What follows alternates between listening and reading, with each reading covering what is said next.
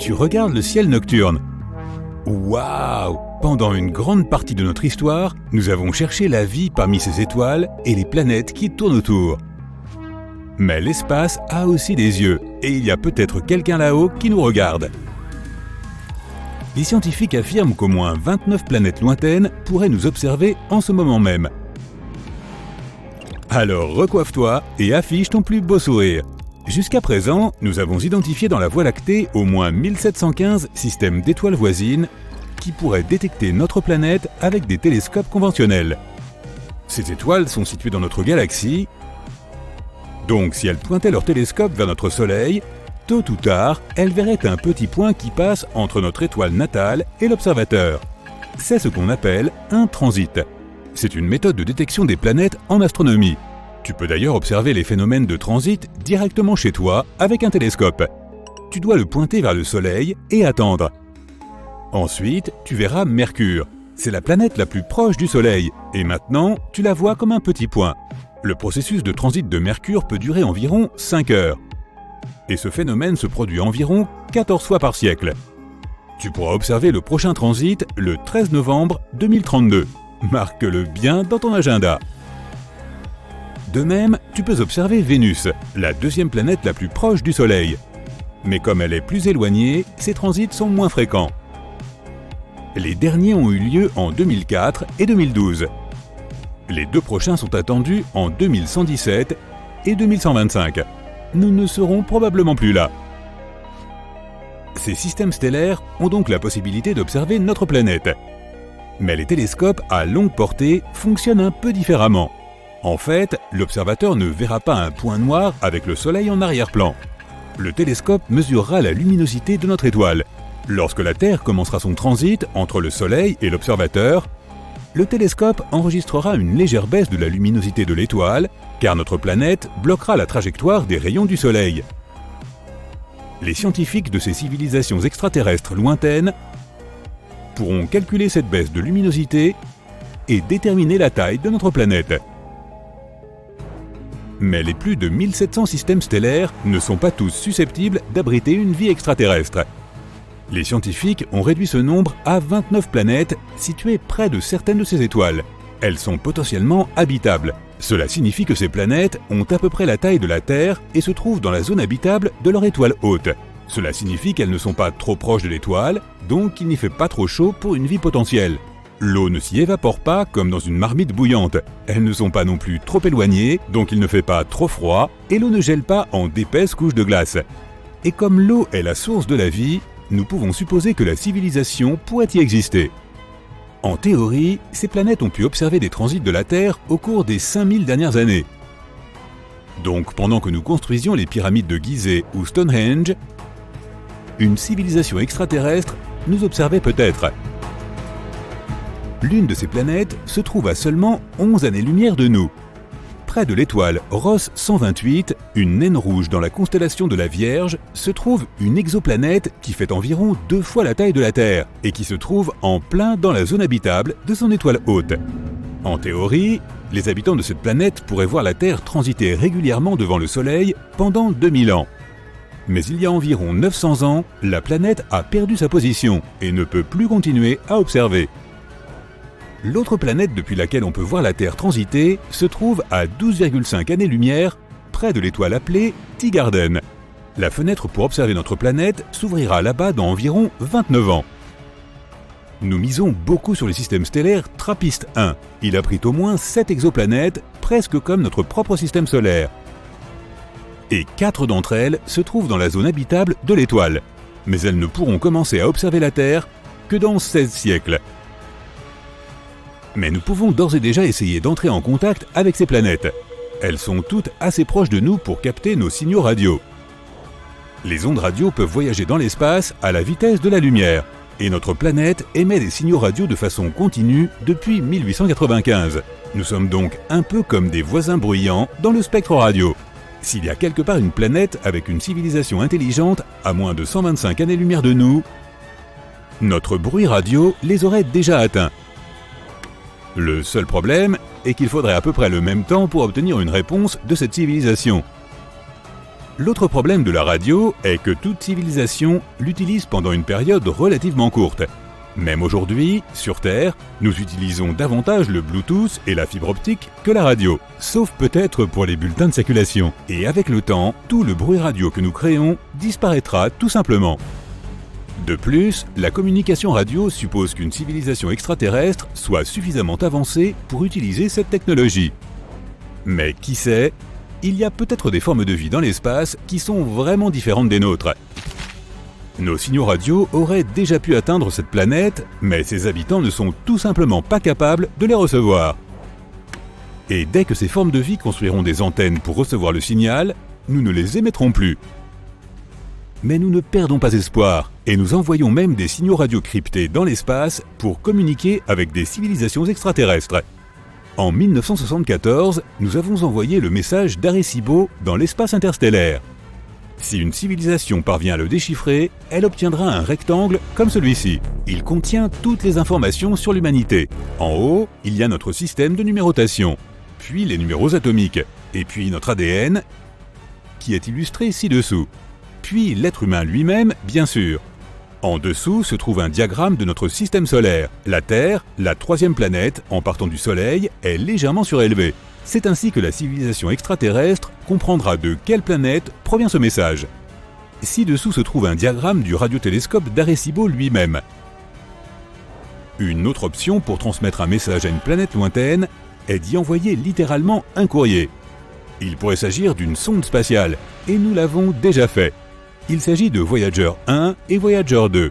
Elles ont été lancées en 1977 et sont toujours opérationnelles. En 2012, Voyager 1 est devenu le tout premier objet fabriqué par l'homme dans l'espace interstellaire. Il voyage vers des étoiles lointaines et transporte un message écrit sur un disque d'or. Le disque contient des salutations dans 55 langues de la Terre, beaucoup de musique provenant de différentes parties de notre planète, des sons différents comme le bruit de l'océan, des voix humaines et des sons d'animaux. De plus, il y a 116 images sur le disque, comprenant des photos de personnes et de paysages terrestres. Sur ces images, il y a des informations sur le Soleil et notre ADN. Le boîtier du disque contient des instructions et une aiguille pour lire le disque. Il y a aussi une carte des pulsars de notre galaxie pour que les astronomes d'une civilisation extraterrestre puissent trouver notre système solaire. Le principal inconvénient d'envoyer un message de cette façon est le temps. Voyager 1 atteindra son premier arrêt, l'étoile Gliese 445, dans 40 000 ans. Voyager 2 atteindra l'étoile Ross 248 dans 42 000 ans. Et dans environ 296 000 ans, il dépassera Sirius, l'étoile la plus brillante du ciel nocturne. De plus, une civilisation extraterrestre peut nous détecter avec des calculs et des formules. Il suffit d'observer un peu le Soleil. Dans les systèmes stellaires avec des planètes, l'étoile haute ne reste pas immobile, elle tourne autour d'une petite orbite. C'est parce que l'étoile lourde attire la planète. Mais la planète a aussi sa propre gravité et résiste. Cela déplace un peu l'étoile et la fait tourner sur son orbite. Une civilisation extraterrestre peut calculer ce déplacement du Soleil et déterminer la masse des planètes proches de l'étoile. En utilisant une telle méthode, les astronomes ont pu trouver 548 exoplanètes. Supposons que nous ayons établi un contact avec une civilisation extraterrestre près de l'étoile la plus proche, Proxima Centauri. Il y a bien une exoplanète là-bas, mais les radiations de l'étoile haute détruiraient toute forme de vie. Mais imaginons que nous recevions quand même un signal de retour. Ce serait la conversation la plus lente de l'histoire, car notre message mettrait 4,2 années pour atteindre la planète, et nous devrions attendre encore 4,2 années pour recevoir une réponse. Bref, nous avons résolu de nous rencontrer. Cette civilisation ne sait pas comment voler dans l'espace. Nous devons donc faire le premier pas. Bien que Proxima Centauri soit l'étoile la plus proche du système solaire, il faut environ 73 000 ans pour y aller avec une fusée conventionnelle. Nous devons donc apprendre à voyager à la vitesse de la lumière. Mais même dans ce cas, il faudrait encore 4,2 années pour y aller. Imaginons que nous trouvions une vie extraterrestre de l'autre côté de la Voie lactée. Notre galaxie fait 100 000 années-lumière de diamètre. Le voyage d'un bord à l'autre prendrait donc 100 millénaires. Nous devons donc soit tricher avec les lois de la physique, soit transférer toute la civilisation humaine dans un vaisseau spatial géant qui voyagera d'étoile en étoile pendant des milliers d'années. Et lorsqu'il décollera de la Terre, seuls les lointains descendants du premier équipage pourront voir un autre système stellaire depuis le hublot du vaisseau spatial.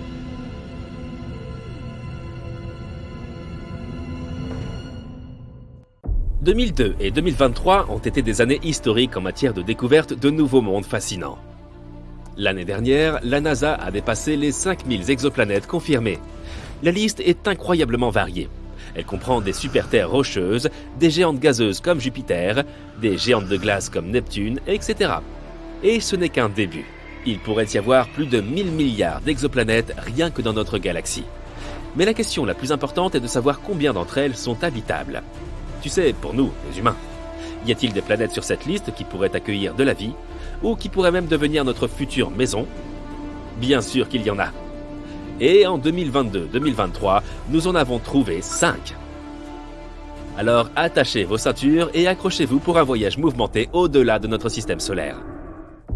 La première planète de notre liste est Wolf 1069b, une dénomination bien ennuyeuse. Je vais donc simplement la surnommer Wolfie. Car qui pourrait m'en empêcher? La NASA? Une nouvelle étude menée par 50 astronomes passionnés a confirmé quelque chose de génial.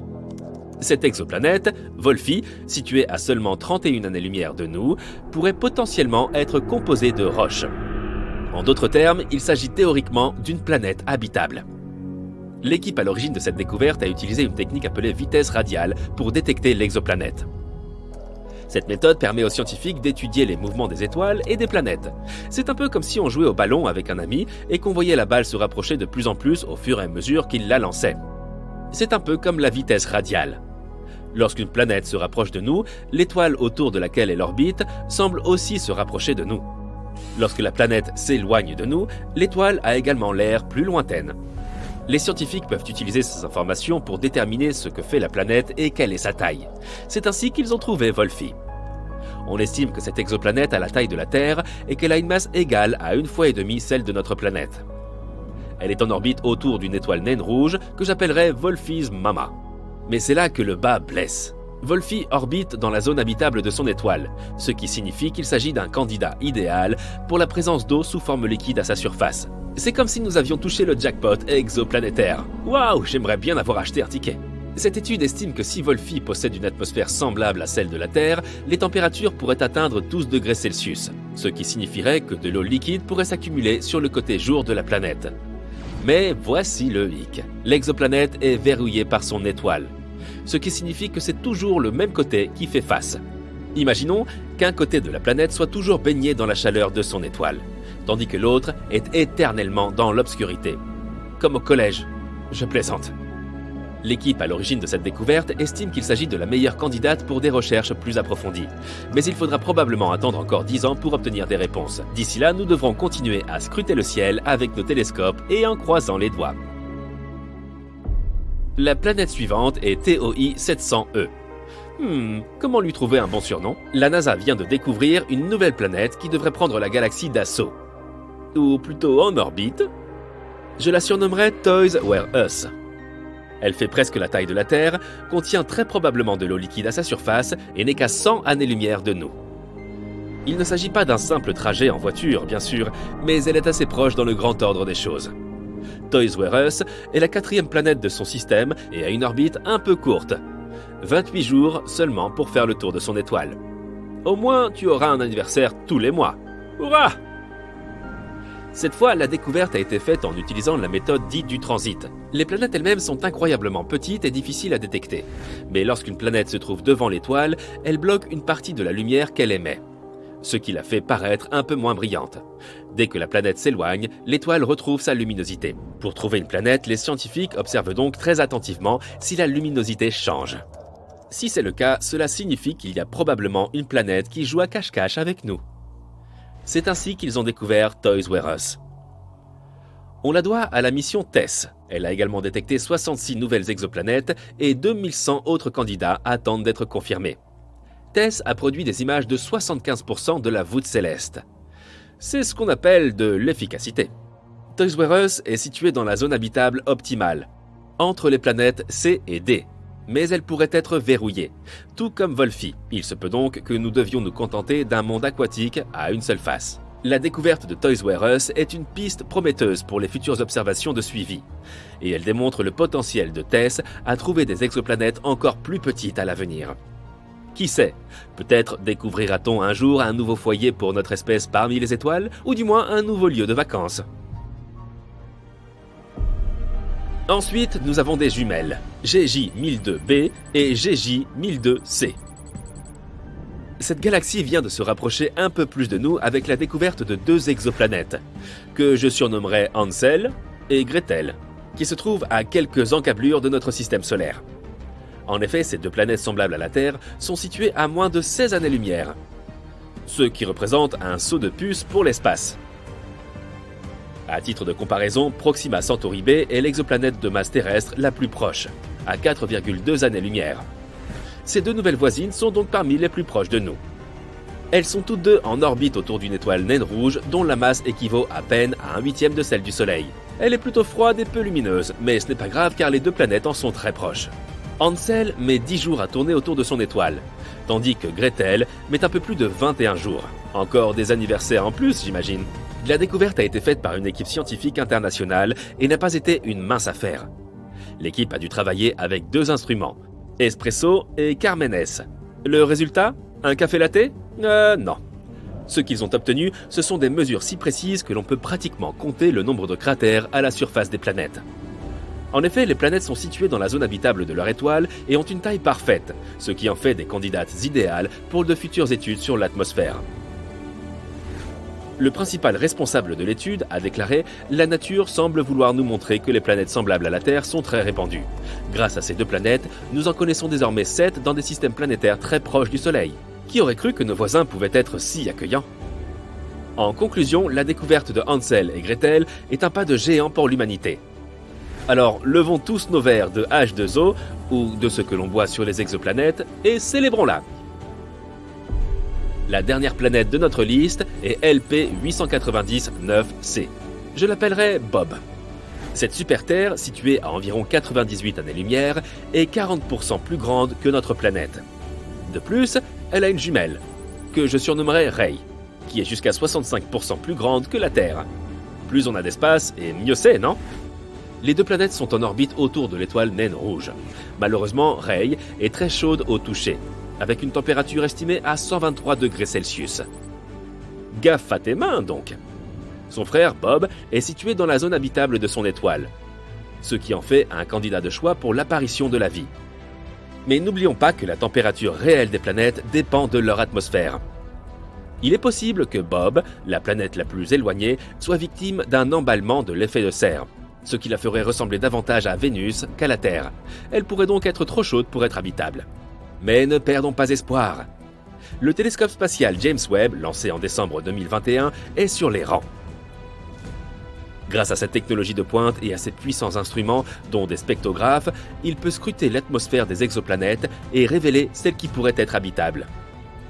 Voyons ce qu'il va découvrir. Cette planète a été classée comme la 2e planète terrestre à zone habitable la plus favorable. Elle figure désormais sur la liste des 7 autres planètes semblables à la Terre, toutes situées à environ 40 années-lumière de nous. Peut-être deviendront-elles nos nouvelles habitations dans le futur? Oui, je sais que nous pourrions déjà prendre soin de la maison que nous avons actuellement, mais d'ici là, il faut profiter de ce moment et célébrer toutes ces découvertes. Qui sait combien de planètes nous trouverons encore à l'avenir, compte tenu des progrès technologiques réalisés chaque année? Des milliers? Des millions? Pendant ce temps, Bob et Ray, Hansel et Gretel, Toys R Us, Wolfie et sa maman, tous seront là à nous attendre. Allez, monte! Nous allons faire une tournée des planètes voisines de la Terre. Commençons par Mercure, la plus petite planète du système solaire. Pendant la journée, la température à sa surface peut atteindre les 430 degrés. Et pendant la nuit, elle peut redescendre jusqu'à moins 180 degrés. Si les températures sont si extrêmes, c'est parce que cette planète n'a pas d'atmosphère. Au lieu de cela, Mercure a une mince exosphère. C'est l'une des raisons pour lesquelles Mercure n'est pas habitable. Les températures et le rayonnement solaire y sont trop sévères pour qu'un organisme puisse y survivre. Mais imaginons qu'il existe un moyen de vivre sur Mercure. À quoi la vie ressemblerait-elle sur ce gros caillou? Sa surface est semblable à celle de la Lune. Au cours des millénaires, les météorites y ont imprimé de nombreuses marques. Mais contrairement à la Lune, la surface de Mercure est gris-brun. Maintenant, regardons l'air. Vu de Mercure, le Soleil paraît presque 3 fois plus grand que vu de la Terre. Et sa lumière y est presque 7 fois plus intense. Je me demande quel type de lunettes de soleil il faudrait porter si nous vivions là-bas. La vie pourrait-elle apparaître un jour sur cette planète? Ne te fais pas d'illusions, c'est très peu probable. Maintenant, que dirais-tu d'atterrir sur Vénus? Tu crois peut-être que la planète la plus chaude de notre système solaire est Mercure, car c'est la plus proche du Soleil. Mais en réalité, c'est Vénus qui détient ce record. Qu'est-ce qui fait que Vénus est si chaude? La principale raison est son atmosphère. Elle est composée presque entièrement de dioxyde de carbone. Et elle est si épaisse qu'elle provoque un réchauffement continu à la surface. En gros, les gaz de l'atmosphère emprisonnent le rayonnement thermique. Cette planète ne se refroidit donc tout simplement jamais. L'eau présente à sa surface se transforme constamment en vapeur. Si Vénus était un plat, son atmosphère serait donc comme un micro-ondes. Voilà pourquoi les températures peuvent y atteindre les 465 degrés. À quoi ressemblerait la vie sur Vénus? Sur Terre, les saisons changent à cause de l'inclinaison de la planète. Mais Vénus ne connaît pas de changements importants tout au long de l'année. Tout y est à peu près constant la nuit comme le jour. Et qu'en est-il du ciel? Les nuages sur Vénus sont jaunes ou d'un blanc très vif.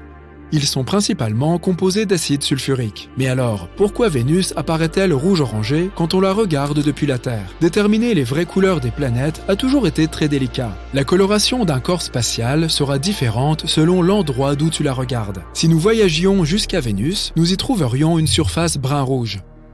Les molécules de dioxyde de carbone et d'acide sulfurique retiennent la lumière qu'elle reçoit du Soleil. D'où la teinte rouge-orangé de la planète. Et sais-tu qu'on dit souvent que Vénus est la jumelle de la Terre? Les deux planètes sont de taille presque égale. Toutes deux ont des surfaces relativement jeunes et des atmosphères épaisses et nuageuses. De plus, l'orbite de Vénus est également la plus proche de la Terre. On pourrait donc s'interroger sur la possibilité de la vie sur cette planète. Mais je suis désolé de te l'annoncer, non, Vénus n'est pas habitable. Notre prochaine destination est Mars. Contrairement à Vénus, il y a des saisons sur Mars en raison de l'inclinaison de son axe de rotation. Elle connaît également un phénomène saisonnier secondaire à cause de son orbite fortement elliptique. Son hémisphère sud connaît des hivers plus froids et des étés plus chauds que son hémisphère nord. La température moyenne sur Mars est de moins 60 degrés.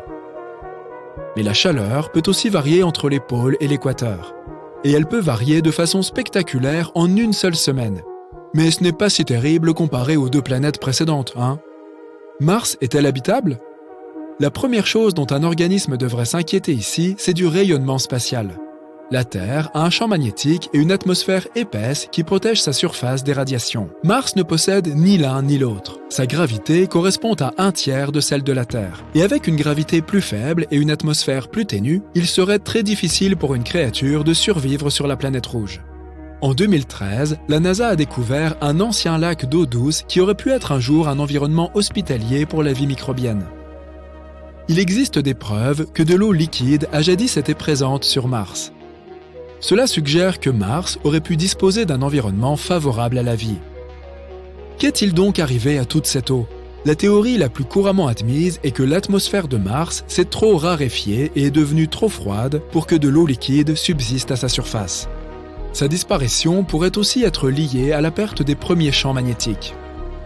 Ou ce serait sa taille qui serait tout simplement en cause. Mars est sans doute trop petite pour conserver de l'eau. Donc, pour l'instant, Mars n'est pas habitable. Mais nos scientifiques continuent d'envoyer des missions vers la planète rouge. Peut-être feront-ils de nouvelles découvertes? On verra bien. Et maintenant, Jupiter. Tu t'es déjà demandé à quoi la vie pourrait ressembler sur la plus grosse planète de notre système solaire? Jupiter est assez peu propice au développement biologique. Les températures sur cette planète ainsi que sa composition ne sont pas du tout favorables à l'apparition de formes de vie. Jupiter possède des couches de gaz, principalement de l'hydrogène et de l'hélium. Et ces gaz occupent toute la planète. Littéralement, il n'y a aucune surface solide. Les gaz vont jusqu'au noyau. Sous la surface, ils deviennent liquides et se transforment en plasma car la pression atmosphérique y est bien plus intense que n'importe où sur Terre. Pour mettre les choses en perspective, un organisme sur Jupiter devrait pouvoir résister à une pression atmosphérique 1000 fois supérieure à celle de notre planète. Un être vivant pourrait-il survivre dans de telles conditions? Peu probable. Jupiter n'est absolument pas habitable. Mais bon, il paraît que sa lune, Europe, elle, pourrait l'être. Changement de décor, Saturne. C'est la deuxième plus grande planète de notre système solaire. Comme Jupiter, Saturne est une boule de gaz géante principalement composée d'hydrogène et d'hélium. Et la température sur cette planète? Elle est glaciale. Et puis, il y a des vents extrêmement puissants. Les vents dans la haute atmosphère de Saturne atteignent une vitesse de 490 mètres par seconde. Comparons ça aux tempêtes sur Terre pour mieux comprendre. L'ouragan le plus puissant jamais enregistré chez nous se déplaçait à une vitesse de 107 mètres par seconde. Donc, la réponse à la question « Y a-t-il de la vie sur Saturne ?» est plutôt évidente. La vie telle que nous la concevons n'y existe pas. Notre prochain arrêt est Uranus, l'une des plus grandes géantes de glace. L'atmosphère d'Uranus est dominée par la glace. Mais ce n'est pas la seule chose qui explique la couleur bleue de cette planète. L'autre raison est le méthane dans son atmosphère. Il absorbe la lumière rouge et reflète le bleu. Et c'est la même chose sur Neptune. Uranus est la planète la plus froide du système solaire. Les températures peuvent y descendre jusqu'à moins 224 degrés. La vie sur Terre a besoin de la lumière du Soleil qu'elle transforme en énergie. Mais il n'y a rien sur Uranus pour produire l'énergie indispensable à un quelconque développement. Bref, Uranus n'a pas l'environnement nécessaire pour abriter la vie. Allons voir du côté de Neptune, la deuxième géante de glace. Qu'y a-t-il sur cette planète la plus éloignée du Soleil? De toute évidence, il y fait incroyablement froid. Il n'y a ni source d'énergie pour la vie bactérienne, ni aucune eau liquide. Les scientifiques pensent qu'il est peu probable qu'on trouve de la vie sur Neptune à cause de ces conditions si peu hospitalières. Alors, qu'est-ce qui rend notre planète habitable? Et je ne parle pas seulement de la vie humaine. Je parle de tous les organismes, même des microbes. La vie nécessite des conditions très particulières pour être possible. Tous les êtres ont besoin de nourriture, d'eau et d'une température appropriée pour se développer. L'atmosphère est absolument cruciale. Les humains, par exemple, ont besoin d'oxygène pour respirer. Et ils ne peuvent survivre que si les températures ne sont ni trop hautes ni trop basses. Et puis, il y a la gravité. Les conditions sur les autres planètes sont très éloignées de celles qu'on trouve sur Terre. La vie n'aurait donc probablement rien à voir avec celle que nous menons ici. Tous les êtres vivants se sont adaptés à l'atmosphère terrestre. Dans ces autres mondes, ils seraient confrontés à des conditions de survie à chaque fois très particulières.